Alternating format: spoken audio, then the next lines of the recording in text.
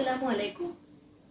দূরের ও কাছে যারা অনলাইনে ক্লাস উপভোগ করার জন্য আছেন তাদের সকলকে জানাচ্ছি বরিশাল অনলাইনের পক্ষ থেকে স্বাগত।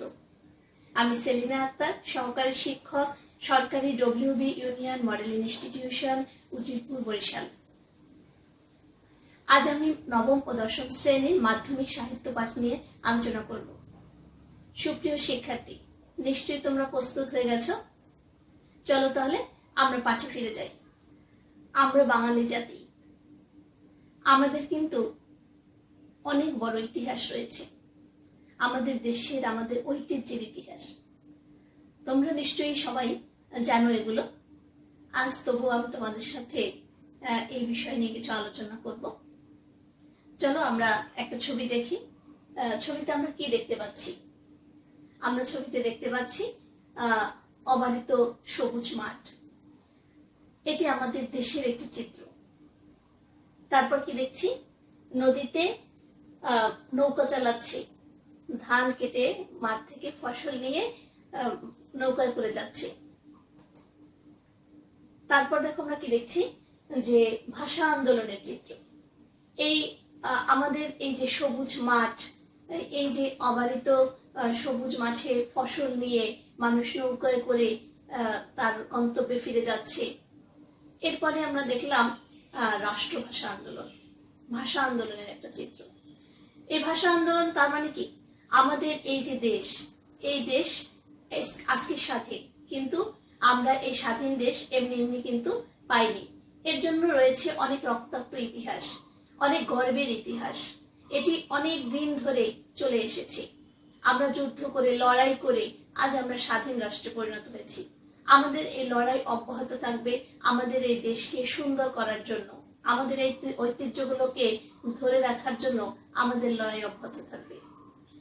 এরপরে দেখো, ভাষা আন্দোলনের পরেই আমরা দেখতে পাচ্ছি যে কিছু ভাস্কর্য। সবাই এক হয়ে একদিন আমরা এই দেশকে স্বাধীন করার জন্য লড়াই করেছিলাম।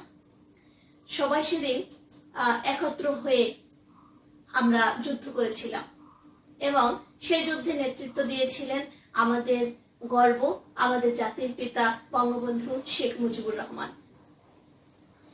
তো এই দেখো, এই হচ্ছে আমার দেশের ইতিহাস। এর আগেও অনেক ইতিহাস রয়েছে, হাজার বছরের ইতিহাস রয়েছে আমাদের এই বাংলায়। তো চলো আজকে এমন একটি কবিতা নিয়ে আলোচনা করব যেখানে আমাদের যে ঐতিহ্য, আমাদের এই বাঙালি জাতির ঐতিহ্য, ইতিহাস নিয়ে আলোচনা করেছেন। তোমরা নিশ্চয়ই এতক্ষণে বুঝতে পেরেছ তোমাদের বইয়ের কোন কবিতাটা নিয়ে আলোচনা করব। যে কবিতায় আমাদের এই বাঙালি জাতির পরিচয় তুলে ধরা হয়েছে, এমন একটি কবিতা নিয়ে আজ আমি তোমাদের সাথে আলোচনা করব। চলো দেখা যাক। তোমরা 244 পৃষ্ঠা, তোমাদের বইয়ের 244 পৃষ্ঠায় যে কবিতাটি রয়েছে, দেখো এই কবিতাটি কি? আমার পরিচয়, লিখেছেন সৈয়দ শামসুল হক।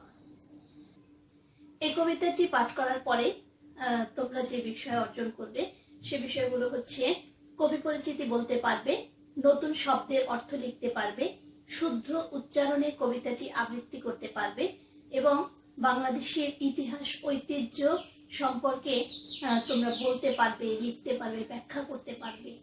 তো এই আমার পরিচয়, আমি আজকের এই যে আমি আজকের আমি না, হাজার বছর ধরে চলে এসেছে, সেখান থেকে আমার পরিচয় তৈরি হয়েছে। সেই পরিচয় আজকে সৈয়দ শামসুল হক আমাদের সামনে তুলে ধরেছে তার লেখনীর মাধ্যমে। চলো তাহলে আমরা সৈয়দ শামসুল হকের সম্পর্কে একটু জেনে আসি। তোমরা বইয়ের কবি পরিচিতিটা একটু দেখো। কবি পরিচিতিতে সৈয়দ শামসুল হকের জন্ম পরিচয় রয়েছে, তার কীর্তিগুলো রয়েছে, তার পেশা, তার হচ্ছে পুরস্কার, এগুলো রয়েছে। তো আমি খুব অল্প কিছু এখানে তুলে ধরেছি। দেখো, ওনাকে সব্যসাচী কবি বলা হয়।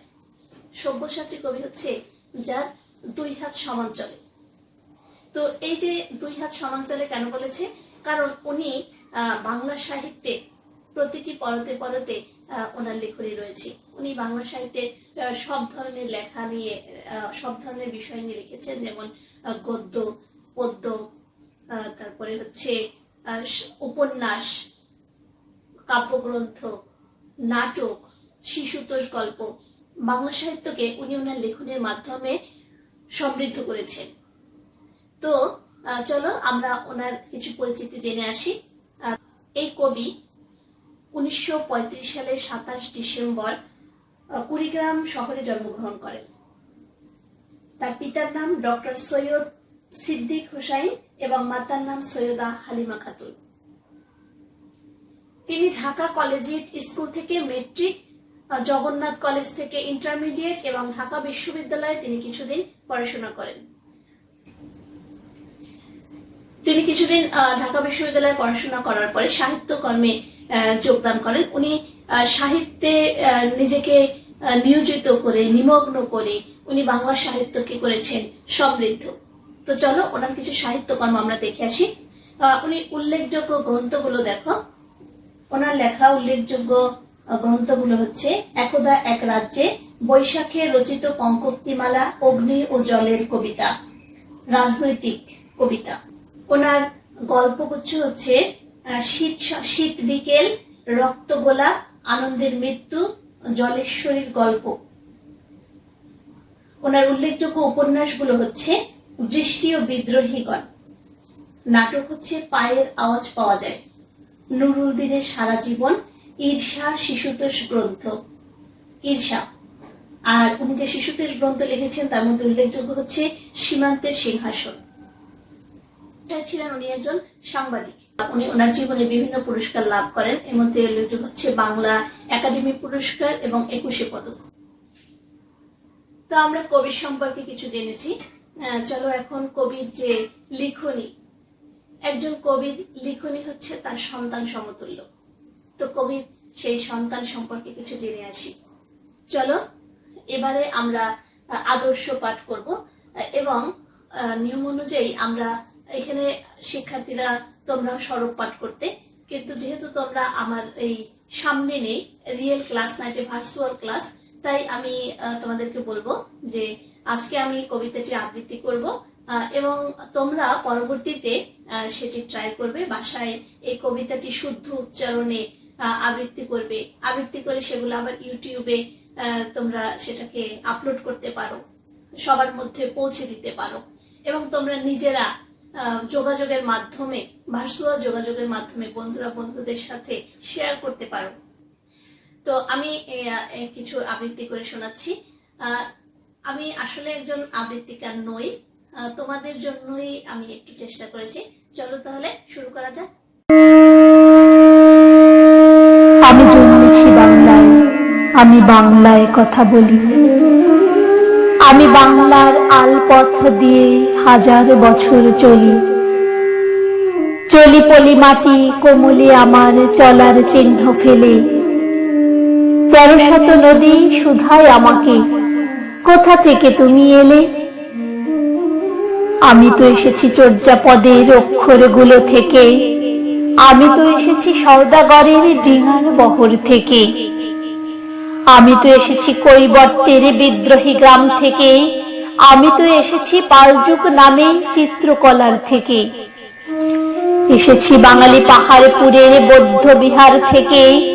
এসেছি বাঙালি জোর বাংলার মন্দির বেদি থেকে। এসেছি বাঙালি বরেন্দ্র ভূমে সোনা মসজিদ থেকে। এসেছি বাঙালি আউল বাউল মাটির দেউল থেকে। আমি তো এসেছি সার্বভৌম 12 ভূঁইয়ার থেকে। আমি তো এসেছি কমলার দেখি মহুয়ার পালা থেকে। আমি তো এসেছি তিতুমির আর হাজী শরীয়ত থেকে। আমি তো এসেছি গীতাঞ্জলি ও অগ্নিবীণার থেকে। এসেছি বাঙালি ক্ষুদিরাম আর সূর্য সেনের থেকে। এসেছি বাঙালি জয়নুল আর অবন ঠাকুর থেকে। এসেছি বাঙালি রাষ্ট্রভাষার লাল রাজপথ থেকে। এসেছি বাঙালি বঙ্গবন্ধু শেখ মুজিবুর থেকে। আমি যে এসেছি জয় বাংলার বজ্রকণ্ঠ থেকে।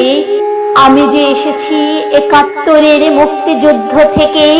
এসেছি আমার পেছনে হাজার চরণ চিহ্ন ফেলে। শুধাও আমাকে এত দূর তুমি কোন প্রেরণায় এলে। তবে তুমি বুঝি বাঙালি জাতির বীজ মন্ত্রটি শোনো নাই, সবার উপরে মানুষ সত্য, তাহার উপরে নাই। একসাথে আছি, একসাথে বাঁচি, আজও একসাথে থাকবই। সব বিভেদের রেখা মুছে দিয়ে সাম্যের ছবি আঁকবই। আমরা কবিতাটি আবৃত্তি করলাম। কবিতাটির মধ্যে থেকে অনেক শব্দ আমরা পেয়েছি, যে শব্দগুলো হয়তো নূতন বা একটু অপরিচিত। চলো আমরা সেই শব্দগুলো জেনে নেই। এই কবিতাটির মধ্যে অনেক নূতন নূতন শব্দ আছে, অনেক ইতিহাস আছে, এক একটা শব্দের সাথে এক বিশাল ইতিহাস জড়িয়ে আছে। তো আমরা কবিতার যে আলোচনার অংশ, সেই আলোচনার অংশে এই ইতিহাসগুলো আলোচনা করব। তো এখন আমরা ছোট পরিসরে একটু শব্দ অর্থগুলো মিলিয়ে ফেলি। চলো, বাম পাশের শব্দের সাথে ডান পাশের ছবির মিল করো। এই বাম পাশের শব্দের সাথে ডান পাশের ছবির মিল করো, তো আমরা বুঝতে পারছি নিশ্চয়ই। তোমরা ঝটপট উত্তর দিয়ে ফেলবে। বাম পাশে 3টি শব্দ আছে আর ডান পাশে 3টি ছবি আছে। বাম পাশে প্রথম শব্দটি কি আছে? আলপথ। এই আলপথ হচ্ছে কি? আলপথ অর্থ কি? কোনটি হবে? মাঝেরটি ছবি। যারা মাঝেরটি দিয়েছো উত্তর, যে দ্বিতীয়টি, তারা সঠিক উত্তর দিয়েছো। আলপথ হচ্ছে কি? জমির সীমানা। দ্বিতীয় প্রশ্নটি আমরা দেখি। চরণ চিহ্ন। চরণ চিহ্ন কার সাথে মিলবে? চরণ মানে পা, তাহলে চিহ্ন হচ্ছে প্রতীক। তো পায়ের যে চিহ্নটা ফেলে আসছে সেটা হচ্ছে চরণ চিহ্ন, তাহলে কোনটা মিলবে? তৃতীয়টি। দেখো, চরণ চিহ্ন অর্থ হচ্ছে পায়ের চিহ্ন। শেষের শব্দটি রয়েছে চর্যাপদ। চর্যাপদের সাথে মিল আছে। দেখো, আমি চর্যাপদ নিয়ে বলে আলোচনা করছি, কবিতার আলোচনার অংশে আমি আলোচনা করব। চর্যাপদে আছে প্রথমটি, দেখো, বাংলা ভাষা ও সাহিত্যের প্রাচীন নিদর্শন। দেখো, এবার আমি কবিতার আলোচনা অংশে ফিরে যাচ্ছি। আমি জন্মেছি বাংলায়, আমি বাংলায় কথা বলি, আমি বাংলার আলপথ দিয়ে 1000 বছর চলি। চলি মাটি কোমলে আমার চলার চিহ্ন ফেলে, 1300 নদী শুধায় আমাকে কোথা থেকে তুমি এলে। এটি দিয়ে কবি কি বুঝিয়েছেন? যে আমি বাংলায় জন্মেছি, আমি এখন যে বাংলায় কথা বলি, এই বাংলার আলপথ দিয়ে যে আমি আজ হাঁটছি, চলছি, 1000 বছর ধরে যে পথ চলছি, এই চলি মাটি কোমলে আমার চলার চিহ্ন ফেলে, 1300 নদী শুধায় আমাকে কোথা থেকে তুমি এলে। তো আমাদের এই বাংলাদেশ হচ্ছে নদীমাতৃক দেশ। এই বাংলাদেশে রয়েছে শত শত নদী। এই শত শত নদী আমাকে শুধায় যে আমি কোথা থেকে এলাম, তুমি তোমার ঐতিহ্য জানো কিনা। তো কবি উত্তর দিয়েছেন যে আমি যে আজ হাঁটছি, চলছি, এই যে বাংলা ভাষায় কথা বলছি, এর পেছনে রয়েছে অনেক ইতিহাস। সেই ইতিহাসগুলো আমাদের সবার জানা উচিত। চলো, দেখো, আমি যে বাংলায় জন্মগ্রহণ করেছি, বাংলার আলপথ দিয়ে যে আমি হাঁটছি, চলছি, আমাকে যদি কেউ জিজ্ঞেস করে তুমি কোথা থেকে এলে, এই 1300 নদী, আমার এই নদীমাতৃক দেশ, এই নদীরা আমাকে জিজ্ঞেস করেছিল যে তুমি কোথা থেকে এলে, তো আমার সেই ঐতিহ্য আমি তুলে ধরছি। তো দেখো, আমি তো এসেছি চর্যাপদের অক্ষরগুলো থেকে, আমি তো এসেছি সওদাগরের ডিঙার বহর থেকে, আমি তো এসেছি কৈবর্তের বিদ্রোহী গ্রাম থেকে, আমি তো এসেছি পালযুগ নামী চিত্রকলার থেকে। চর্যাপদ হচ্ছে বাংলা ভাষা ও সাহিত্য ঐতিহ্যের প্রথম নিদর্শন। হরপ্রসাদ শাস্ত্রী নেপাল থেকে চর্যাপদের পাণ্ডুলিপি উদ্ধার করেন। 600 শতাব্দী থেকে 1100 শতকের মধ্যে পদগুলো রচিত হয়েছে। এই পদগুলোর মধ্যে প্রাচীন বাংলার অতি সাধারণ মানুষের প্রাণময় জীবনচিত্র ফুটে উঠেছে। এরপরে বলেছেন সওদাগরের ডিঙার বহর থেকে। এই সওদাগর মানে কি? ব্যবসায়ী। তো আমরা হচ্ছে ব্যবসায়ী জাতি। এখানে সওদাগরের ডিঙার বহর বলতে ব্যবসা বুঝাইছি। চাঁদ সওদাগরের কথা এখানে উল্লেখযোগ্য, যে মঙ্গল কাব্যে চাঁদ সওদাগরের বাণিজ্যের কথা আছে। কবি আমাদের ব্যবসা বাণিজ্যের ঐতিহ্য বোঝাতে এই লোককাহিনীর আশ্রয় গ্রহণ করেছেন। দেখো, আমি তো এসেছি কৈবর্তের বিদ্রোহী গ্রাম থেকে। কৈবর্তের বিদ্রোহ হচ্ছে একাদশ শতক থেকে আনুমানিক 1070 থেকে 1077 খ্রিস্টাব্দে মহিপালের বিরুদ্ধে অনন্ত সামন্ত চক্র মিলিত হয়ে যে বিদ্রোহ করেন তাই আমাদের ইতিহাসে কৈবর্ত বিদ্রোহ নামে খ্যাত। এই বিদ্রোহের নেতা ছিলেন কৈবর্ত সম্প্রদায়ের লোক, তার নাম দিব্য বা দিব্যক। বাঙালি জাতির বিদ্রোহের ঐতিহ্য বোঝাতে এই বিদ্রোহের উল্লেখ করা হয়েছে। এরপরে দেখো উনি বলেছেন, আমি তো এসেছি পাল যুগ নামে চিত্রকলার থেকে। তো পাল যুগ নামে চিত্রকলা থেকে মানে কি, যে এখানে পাল যুগ বলতে বোঝানো হয়েছে 750 খ্রিস্টাব্দে গোপালের রাজ্য শাসনের মধ্য দিয়ে বঙ্গে পাল যুগের সূচনা হয়। তারপর 400 বছর পাল বংশের রাজত্ব টিকেছিল। এ সময় শিল্প সাহিত্যের অসামান্য বিকাশ সাধিত হয়। চিত্রকলায়ও এই সময়ের সমৃদ্ধ লক্ষ্যযোগ্য। কবি আমাদের শিল্পের সমৃদ্ধ ঐতিহ্য বোঝাতে পাল যুগের চিত্রকলার কথা উল্লেখ করেছেন।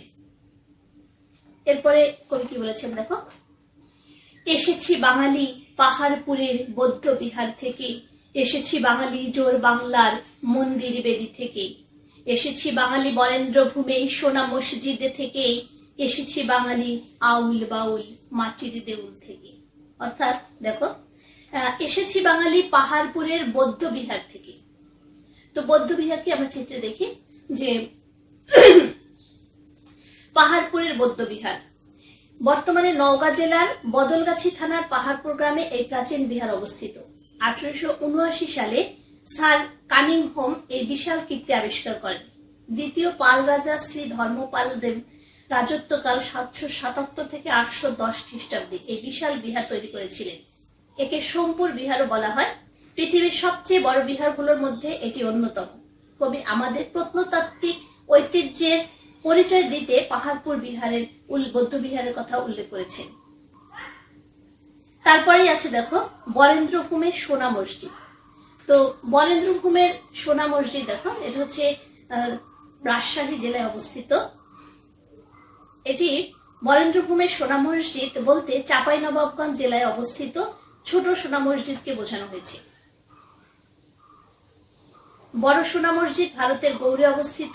হোসেন শাহের আমলে এই মসজিদটি নির্মিত হয়। অসাধারণ সৌন্দর্যমণ্ডিত স্থাপত্য কর্ম হিসেবে সোনা মসজিদ অন্যতম। কবি আমাদের মুসলিম ঐতিহ্যের সুমহান নিদর্শন দিয়ে এটি উল্লেখ করেছেন।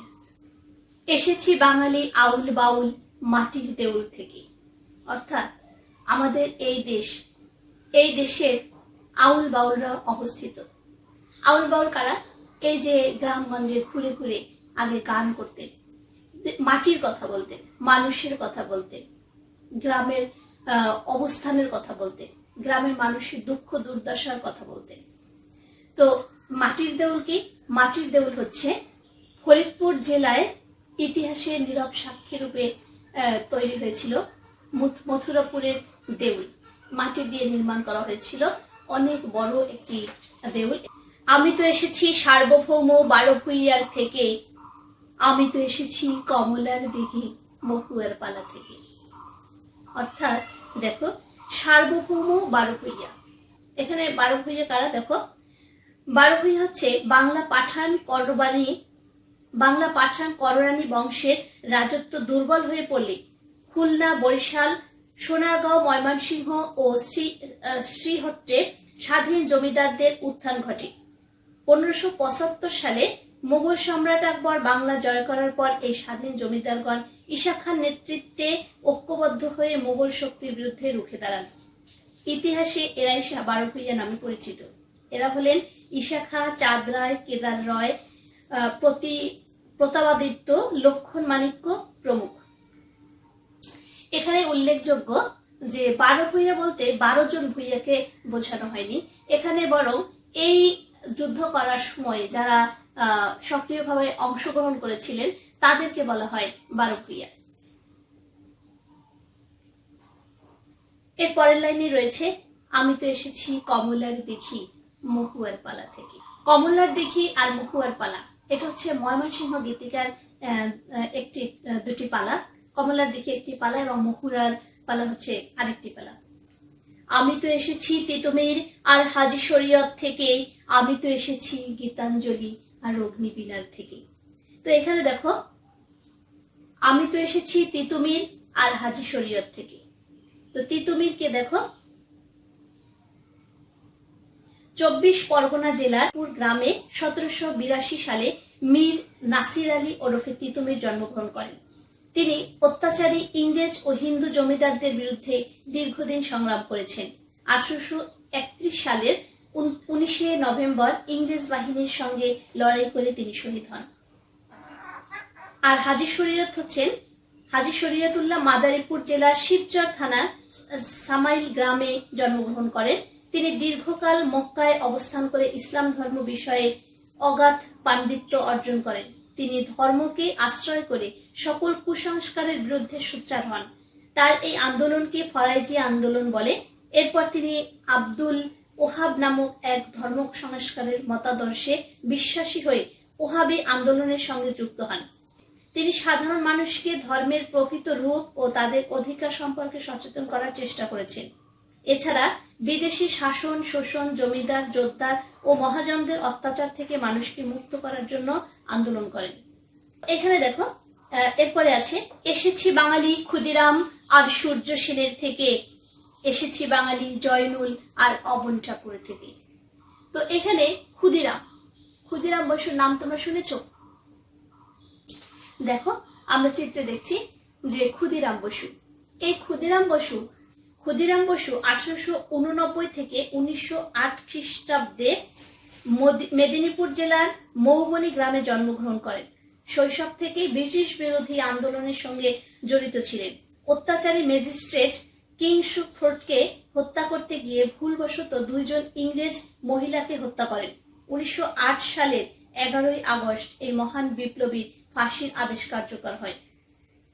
তো দেখো, এরপরে আছেন সূর্য সেন। 1893 থেকে 1934 খ্রিস্টাব্দে চট্টগ্রাম জেলার রাউজান থানার নোয়াপাড়া গ্রামে জন্মগ্রহণ করেন। আজীবন তিনি ব্রিটিশদের বিরুদ্ধে সশস্ত্র যুদ্ধে নিয়োজিত ছিলেন। 1930 সালে তিনি চট্টগ্রামকে ইংরেজ মুক্ত করে স্বাধীনতা ঘোষণা করেন, কিন্তু বেশি দিন তা রক্ষা করতে পারেননি। 1934 সালের 12ই জানুয়ারি তার ফাঁসি হয়। আমরা 2 জন বিদ্রোহী নেতার কথা শুনলাম। এরপরে দেখো, এরপরেই আবার কবি বলেছেন, আমি তো এসেছি জয়নুল আর অবন ঠাকুর থেকে। মানে কি?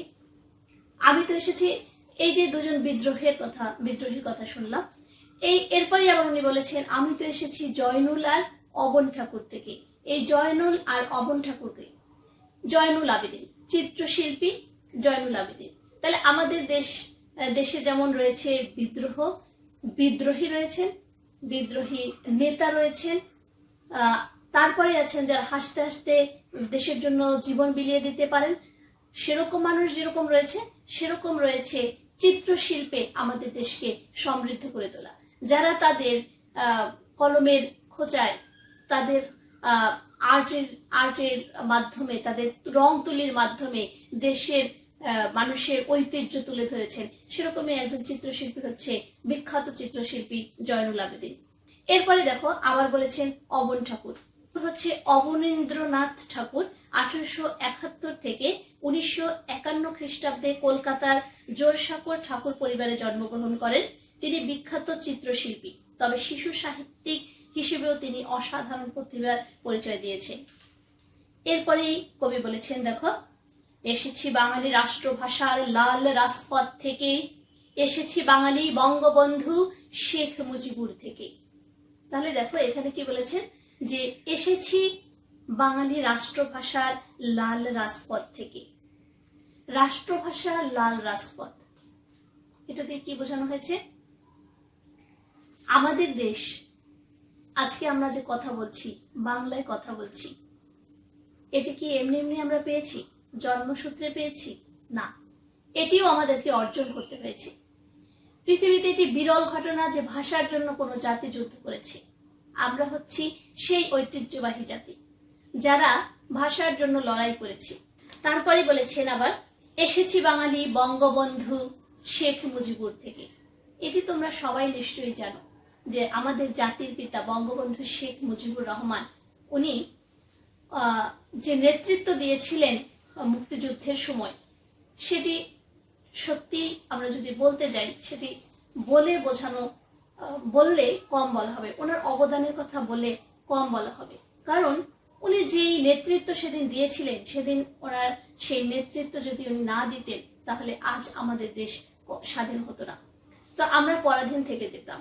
ওনার সেই বলিষ্ঠ কণ্ঠস্বর, 7ই মার্চের ভাষণ, তার নেতৃত্ব, নিজের জীবনের পরোয়া না করে ঝাঁপিয়ে পড়েছিলেন দেশকে রক্ষা করার জন্য। তিনি সেই 7ই মার্চে অত রেস্ট্রিকশনের মধ্য দিয়ে উনি যে ভাষণ দিয়েছিলেন, সেই ভাষণের মধ্য দিয়েই আজ আমাদের দেশ স্বাধীন হয়েছে বলে আমি মনে করি এবং সারা জাতি তা মনে করে। তো দেখো, এরপরে বলেছে, আমি যে এসেছি জয় বাংলার বজ্রকণ্ঠ থেকে, আমি যে এসেছি 71-এর মুক্তিযুদ্ধ থেকে, এসেছি আমার পেছনে হাজার চরণ চিহ্ন ফেলে, শুধাও আমাকে এত দূর তুমি কোন প্রেরণায় এলে। তো দেখো এরপরে কি বলেছেন উনি,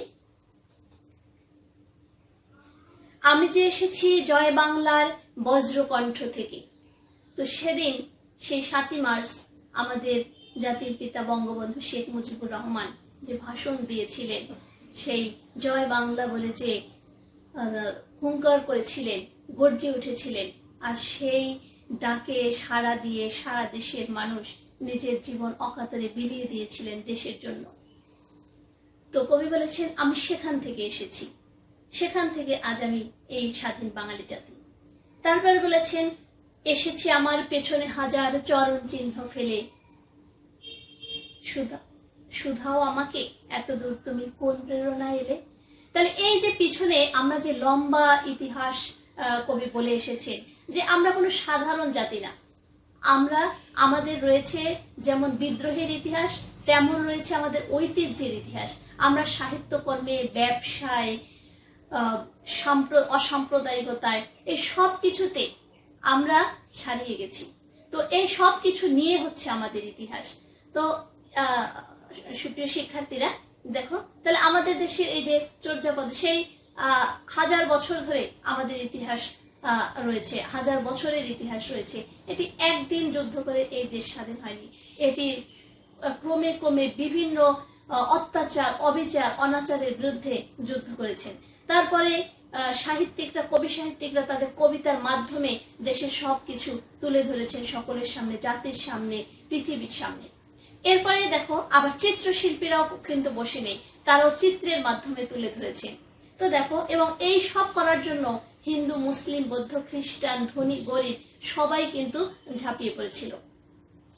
এরপরে তিনি বলেছেন, দেখো, তবে তুমি বুঝি বাঙালি জাতির বীজ মন্ত্রটি শোনো নাই, সবার উপরে মানুষ সত্য, তাহার উপরে নাই, একসাথে আছি, একসাথে বাঁচি, একসাথে থাকবই, সব বিভেদের রেখা মুছে দিয়ে সাম্যের ছবি আঁকবই। দেখো শেষের যে 4টি লাইন, এটি আমার কাছে খুবই ভালো লাগে এবং খুবই গুরুত্বপূর্ণ। দেখো, তবে তুমি বুঝি বাঙালি জাতির বীজ মন্ত্রটি শোনো নাই, অর্থাৎ বাঙালি জাতির বীজ মন্ত্র কি? সবার উপরে মানুষ সত্য, তাহার উপরে নাই। মন্ত্রটি হচ্ছে এটি, যে আমরা সবাই সবচেয়ে বেশি গুরুত্ব দেই মানুষকে। ধনী, গরিব, উঁচু নিচু, বর্ণ কোনো কিছুই আমাদের কাছে কোনো গুরুত্ব পায় না, সব থেকে আমরা গুরুত্ব দেই মানুষকে। সবার উপরে মানুষ সত্য, তাহার উপরে নেই। এবারে আমরা চলে যাই ঝটপট রাউন্ডে। এই ঝটপট অংশে আমাদের কিছু প্রশ্ন আছে, চলো আমরা উত্তর দেওয়ার চেষ্টা করি। আমরা দেখো প্রশ্নে কি আছে। সৈয়দ শামসুল হক কত সালে জন্মগ্রহণ করেন? 1935 সালে। আমার পরিচয় কবিতায় উল্লিখিত নদীর সংখ্যা কত? 13, 130, 1400, 1300। কত? 1300 নদী শুধায় আমাকে। তাহলে কত? 1300। কমলার দিঘি ও মহুয়ার পালা দিয়ে বোঝানো হয়েছে অতীত, ঐতিহ্য, সাংস্কৃতিক বিবর্তন, সাংস্কৃতিক রূপ। নিচের কোনটি সঠিক? তাহলে কমলার দিঘি ও মহুয়ার পালা। দেখো ভালো করে প্রশ্নটি বোঝার চেষ্টা করো। কমলার দিঘি ও মহুয়ার পালা দিয়ে বোঝানো হয়েছে অতীত ঐতিহ্য, সাংস্কৃতিক বিবর্তন, সাংস্কৃতিক রূপ। এটির কোনটি সঠিক হবে ভালো করে এটা বোঝার চেষ্টা করো। উত্তর আছে 1 অর্থাৎ অতীত ঐতিহ্য। তারপরে আছে সাংস্কৃতিক বিবর্তন 2, এরপরে আছে সাংস্কৃতিক রূপ। তাহলে আমাদের কোনটি হবে? সাংস্কৃতিক বিবর্তন ও সাংস্কৃতিক রূপ 2 ও 3। তাহলে প্রশ্ন আমাদের কোনটি সঠিক হবে? 2 ও 3 অর্থাৎ ঘ। সুপ্রিয় শিক্ষার্থী, আমরা এবার একটি বাড়ির কাজ করব। বাড়িতে গত ক্লাসগুলোতে আমি কোনো বাড়ির কাজ দেইনি, তাই আজকে আমি তোমাদের একটি বাড়ির কাজ দিলাম। বাড়ির কাজটি হচ্ছে, দেখো খাতায় লিখে নাও।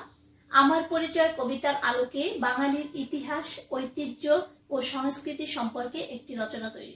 এটি তৈরি করে তোমরা তোমাদের ক্লাস টিচারের কাছে যখন স্কুল খুলবে তখন জমা দিবে। তো ঠিক আছে বন্ধুরা, আজকে এই পর্যন্তই। আবার দেখা হবে অন্য কোনো ক্লাসে আগামী সপ্তাহে। তো সেই পর্যন্ত সবাই ভালো থাকো, সুস্থ থাকো, ঘরে থাকো, নিরাপদ থাকো, এই কামনা করছি। আল্লাহ হাফেজ।